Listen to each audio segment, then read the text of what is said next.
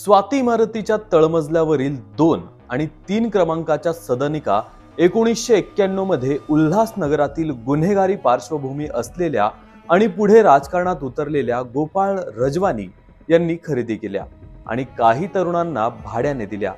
हे तरुण कोण, काय करतात याचे अन्य रहिवाशांना प्रचंड कुतूहल होते। हे तरुण बऱ्याचदा घरी नसत, रात्री अपरात्री येत। प्रत्येकाच्या खांद्याला मोठ्याल्या बॅगा, त्यात गिटारची पेटी, लॉन टेनिसची किटबॅगही असे। त्यामुळे हे तरुण वादक असावेत, खेळाडू असावेत असाच रहिवाशांचा समज होता। 16 नोव्हेंबर 1991 ला रहिवाशांचा हा भ्रमाचा भोपळा फुटला। दिवाळी सुरू होती। नगरात सर्वत्र उत्साही वातावरण होते। 16 नोव्हेंबर शनिवार होता। बाहेर फटाक्यांची माळ फुटते तसा आवाज येत होता। सकाळी सकाळी कोण फटाके फोडतोय हे पाहण्यासाठी मी खिडकीत डोकावलो आणि बाहेरचे दृश्य पाहून भीतीने गाळण उडाली। ही चकमक पाहणाऱ्या रहिवाशाने केलेलं हे वर्णन। तळमजल्यावरल्या त्या तरुणांच्या घरात पोलीस गोळीबार करत होते। बाहेर सर्वत्र पोलीस होते। घरात शिरू पाहणाऱ्या 3 पोलिसांपैकी आघाडीवर असलेल्या अधिकाऱ्याच्या हाताला गोळी लागली आणि तो खाली पडला। मागोमाग आलेली दुसरी गोळी पाठच्या अधिकाऱ्याच्या छातीतून आरपार गेली आणि त्याच्या मागे असलेल्या अधिकाऱ्याच्या अंगावर रक्ताच्या चिळकांड्या उडाल्या। तिसऱ्या अधिकाऱ्याने शर्थ करून हातातली कारबाईन घरात सर्वत्र फिरवली। गोळ्या संपल्यावर तो जखमी साथीदारांना बाहेर घेऊन आला। AK-46 घेऊन पुन्हा घरात घुसला आणि त्यानंतर पुढला 1.5 तास फक्त गोळीबार। शरणागती पत्कारा या पोलिसांच्या उद्घोषणा आणि इमारतीत दडून बसलेल्या त्या तरुणांच्या पोलिसांना दिलेल्या अर्वाच्य शिव्या हेच ऐकू येत होतं। 1.5-2 तासांनी गोळीबार थांबला। बाहेर पडलो तेव्हा त्या 7 तरुणांचे मृतदेह ओळीने इमारतीसमोर मांडलेले। दिलीप बुवा, माया डोळस, अनिल पवार ही त्यांची नावे ऐकून जबर धक्का बसला।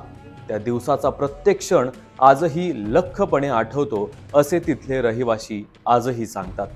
याच दिवाळीत बुवा, माया आणि साथीदारांनी इमारतीत फटाक्यांची बेफाम आतषबाजी केली। ती इमारतीने पाहिली, पण या आतषबाजीने झालेल्या उजेडात खबऱ्यांनी काही चेहरे बरोबर टिपले। खबऱ्याने तत्कालीन अतिरिक्त आयुक्त अफ्ताब अहमद तथा AA खान यांना सतर्क केले। खलिस्तानी अतिरेक्यांचा मुंबईत विशेषतः पूर्व उपनगरांमध्ये सुळसुळाट होता। त्यांचा बिमोड करण्यासाठी खान यांनी उपनगरामधील पोलीस ठाण्यात कार्यरत निवडक अधिकाऱ्यांना घेऊन दहशतवादी विरोधी पथक तयार केले। याच पथकातले MA कवी, प्रमोद राणे, सुनील देशमुख, मांडगे, इक्बाल शेख आणि अन्य अधिकारी शहानिशा करण्यासाठी स्वाती इमारतीत आले होते। त्यापैकी कवी, देशमुख असे 3 अधिकारी तळमजल्यावरल्या घरात शिरले आणि अचानक त्यांच्यावर गोळीबार झाला। तेव्हा आत दडलेले तरुण साधे सुधे नसून गँगस्टर किंवा अतिरेकी असावेत हा अंदाज बांधून अधिकची कुमक मागवली गेली असा दावा पोलीस करतात। पण माया, बुवा आणि त्यांचे साथीदार स्वाती इमारतीत दडून बसलेत याची पक्की खबर पोलिसांकडे होती आणि त्यांचा खात्मा करण्याच्याच उद्देशानं खान यांचे पथक इमारतीत घुसले होते असा आरोप चकमकीनंतर केला गेला। या चकमकीत पोलिसांकडून तब्बल 600हून अधिक गोळ्या इमारतीवर झाडल्या गेल्या, तर तितक्याच किंबहुना जास्तच गोळ्या इमारतीतून पोलिसांवर आल्या। 3 पोलीस जखमी झाले। त्यातल्या 2घांना गंभीर दुखापत घडली। माया, बुवा आणि त्यांच्या 7 साथीदारांचा खात्मा केला गेला। साथीदारांमध्ये येरवडा कारागृहाच्या शिपायाचाही समावेश होता। तर एका बांधकाम व्यावसायिकाच्या मुलासह 2 सर्वसामान्य नागरिकांचाही मृत्यू झाला। चकमकी आधीच्या काही आठवणी आजही स्वाती इमारतीच्या लक्षात आहेत। तळमजल्यावरल्या त्या घराला 2 दरवाजे होते, एक मुख्य दरवाजा तर दुसरा इमारतीच्या मोकळ्या आवारात उघडणारा। माया, बुवा आणि त्याचे साथीदार या मोकळ्या आवारात टेबल खुर्च्या मांडून दारू पीत। त्यांच्या गाड्यांमुळे इतर वाहनांना अडथळे होत असे। याबद्दल त्यांना सूचना देण्यासाठी समर्थनगरच्या अध्यक्षांनी सुरक्षा रक्षकाला त्यांच्याकडे पाठवले। तेव्हा तो 100 रुपयांची करकरीत नोट आणि त्या तरुणांबद्दलचे तोंड भरून कौतुक घेऊन परत आल्याची आठवण येथील रहिवाशी सांगतात।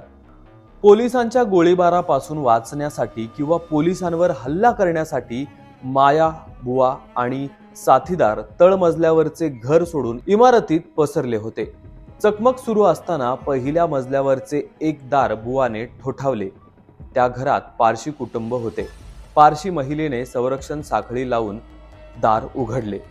पाणी द्या ही बुवाची विनंती त्या खमक्या महिलेने धुडकावून लावली. मागोमाग दारही लावून घेतले. जर तिने दार उघडले असते आणि ती बुवाच्या हाती लागली असती तर कदाचित तिला बंदी बनवून तिची ढाल करून 7च्या 7 गँगस्टर इमारतीतून निसटू शकले असते. चकमकीनंतर बराच काळ इमारत दडपणाखाली होती. त्यात या 7 जणांची भूते इमारतीत फिरत आहेत ही भीती काही रहिवाशांना खात होती. याच भीतीपोटी 2 कुटुंबांनी तातडीने इथली घरे विकून इमारत सोडली. या भीतीवर उतारा म्हणून इमारतीत सत्यनारायणाची पूजा घातली गेली.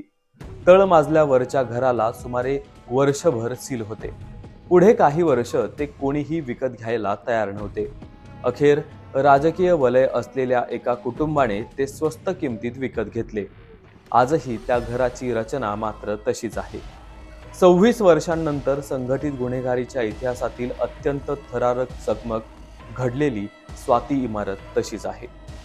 मात्र चकमक प्रत्यक्ष अनुभवणारे निवडक रहिवासी आज इमारतीत आहेत. काहींची दुसरी पिढी इमारतीत आहे, जे चकमकीबद्दल फक्त ऐकून आहेत.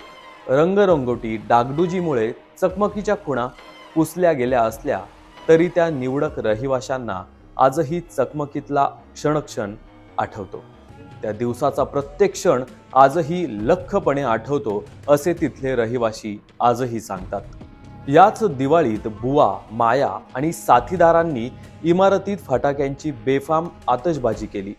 ती इमारतीने पाहिली, पण या आतषबाजीने झालेल्या उजेडात खबऱ्यांनी काही चेहरे बरोबर टिपले. खबऱ्याने तत्कालीन अतिरिक्त आयुक्त अफ्ताब अहमद तथा ए खान यांना सतर्क केले. खलिस्तानी अतिरेक्यांचा मुंबईत विशेषतः पूर्व उपनगरांमध्ये सुळसुळाट होता. त्यांचा बिमोड करण्यासाठी खान यांनी उपनगरामधील पोलीस ठाण्यात कार्यरत निवडक अधिकाऱ्यांना घेऊन दहशतवादी विरोधी पथक तयार केले.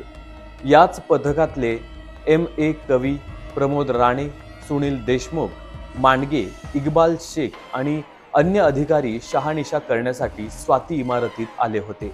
त्यापैकी कवी, देशमुख असे 3 अधिकारी तळमजल्यावरल्या घरात शिरले आणि अचानक त्यांच्यावर गोळीबार झाला. तेव्हा आत दडलेले तरुण साधे सुधे नसून गँगस्टर किंवा अतिरेकी असावेत हा अंदाज बांधून अधिकची कुमक मागवली गेली असा दावा पोलीस करतात. पण माया, बुवा आणि त्यांचे साथीदार स्वाती इमारतीत दडून बसलेत याची पक्की खबर पोलिसांकडे होती आणि त्यांचा खात्मा करण्याच्याच उद्देशानं खान यांचे पथक इमारतीत घुसले होते असा आरोप चकमकीनंतर केला गेला. या चकमकीत पोलिसांकडून तब्बल 600हून अधिक गोळ्या इमारतीवर झाडल्या गेल्या, तर तितक्याच किंबहुना जास्तच गोळ्या इमारतीतून पोलिसांवर आल्या. 3 पोलीस जखमी झाले.